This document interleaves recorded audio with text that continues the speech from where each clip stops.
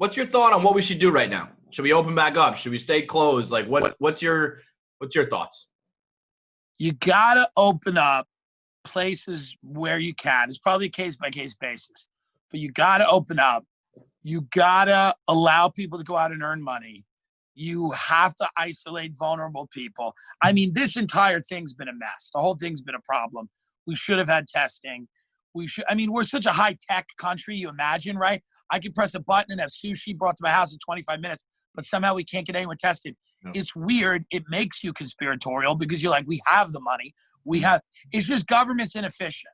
Mm-hmm. And the private sector doesn't have any interest in doing anything until the last moment because there wasn't money in it before it happened, right? Mm-hmm. So we have listen, man, Donald Trump and Nancy Pelosi are calling each other names like schoolyard names. Mm-hmm. She's calling him fat. He's calling her old. It's like gross or whatever. It's like it's a deeply troubling time. If you pay attention to anything, to just watch that unfold while we're in a depression or we're on the edge of it. And I mean, I hope to God that we avert the worst case scenario, but like, watch, like I want to be one of these people who has even the smallest amount of hope. Like even the people that have the tiniest amount I'm like, where do you get it from? Let me know. I want it. Right. Because I just have so little faith in the people that's supposed to lead the country. I don't have any faith in them, right? No matter who they are, red or blue, doesn't matter. Very little faith in them because we're just ungovernable. I get it. I couldn't do it. Could you do it? We're ungovernable. I mean, our country's preposterous when it's so fucking big. It's so, to compare New York to Alabama to Georgia to LA. It's like they're all different countries. It's hilarious, but it's ungovernable. I mean, it's very fun. If you accept that we're kind of in a mess, it's very funny to just sit back and have fun and go, yeah, I mean, we have a pandemic. Some people don't believe it's real. Some people think we should stay locked down for the rest of our lives. Some people are afraid of their mail. Donald Trump is I've been all of those people at one point. By the way. I've gone through the motions. Yep. Yep. Donald Trump is leading the resistance efforts. Some people believe that he's fighting a shadow war against the CIA and he's freeing kids that are in tunnels. I mean, it's just great. It's just exactly the way this country would start to really disintegrate, would be in this way. Yeah, this is the beginning of the end. It's a wrap in like a year, It's rough to see how it turns and becomes good. Yeah, where's that going to come from? How are we going to get back? Just wait until like we have to decide what to do with the election because like that's probably not going to be able to happen like normal. So I mean, Joe Biden died of coronavirus 3 months ago, and he's still running. Like Joe Biden is he has dementia. He should be in one of these nursing homes we keep talking about. Yep. He's completely incapable of articulating a sentence, and it's the George Carlin bit. It's like, this is the best we can do. All we got. This is it. It's got to be mortifying if you're like a hardcore liberal that you can't win now. You can't trot something better out there. This is the best you got. It's crazy. There's a lot of money in tech, and you can get things done, right? So in the government, you can't really get anything done. Look at Trump, Obama. They all want to get things done. Nobody gets anything done. If you're Jeff fucking Bezos, you can get things done. Right. So if you're a real type A guy or girl or gender non-specific type A, you will go into business or tech or finance and you can get things done as opposed to going into the government where everyone's going to pour over every tweet, everything you've ever done. And even if you get the biggest job in the world, which is the president, there's a limit.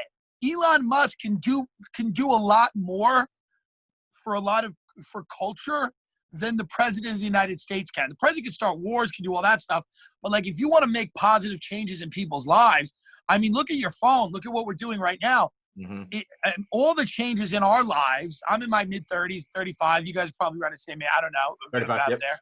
Yep. All of our lives. What's been the biggest change? The iPhone or fucking something Congress did? Right. Right.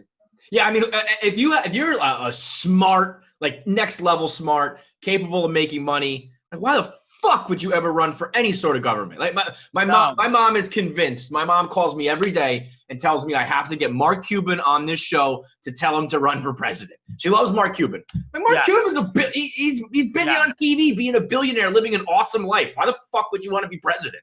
Yeah. I mean, listen, you guys, Dave Portnoy's rant was seen by more people and was more impactful than anything that's been said on the floor of the Congress or the Senate in the last year. Which, let me just tell you and other people in case they don't know, Dave's an idiot. He's just as dumb as the rest of us. And he goes on these rants and they go almost too viral where I start to get scared because I'm like, guys, he's dumb too. Don't I think he's a genius. I think he should buy my podcast. And I think that, I mean, that's the reality. And I just, whatever. I mean, you don't have to, but it would be a good investment. The point is this. I mean, he's making more news.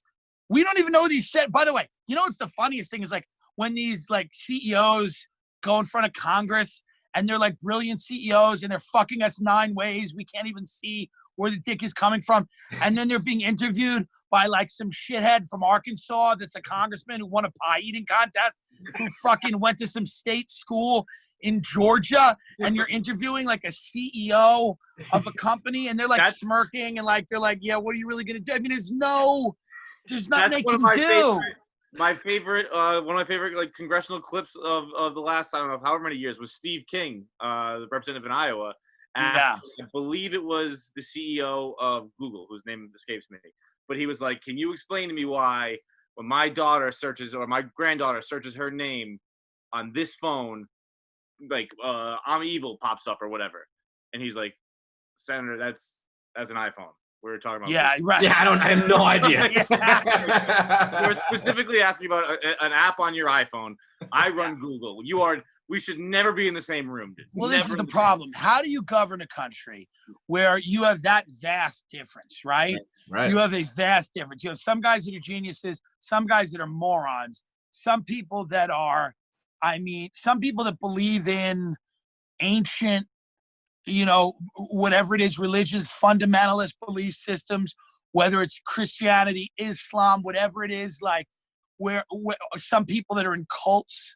How do you get everybody together at the table and go, okay, here's what we're going to do. Hey, San Francisco non-binary coder, meet Deep Woods, Arkansas pastor, meet soccer mom from Greenwich, Connecticut, meet jazz musician from New Orleans. Let's all figure out how to have a country. Everybody's got, I was on a jury. And it was a murder trial, murder and torture. And we ended up convicting the guy. I think he was guilty. I didn't pay attention. But I didn't like his eyes. He had beady eyes. So, but being on a jury, you see immediately that it's so hard to govern anything because everybody's dealing with, it's a true vast difference between somebody who's really intelligent and somebody who's just like barely functioning. Well, that was the last straw for me in this quarantine where I just said, like, I'm just gonna even stop talking about issues. When there was the news clips of the people coming out of church saying, I am bathed in the blood of Christ, so I'm good. I was just like, we cannot talk. We cannot eat, like that makes no sense. It doesn't compute. Yeah, it doesn't compute. But then the media doesn't compute either because every article the media says is coronavirus.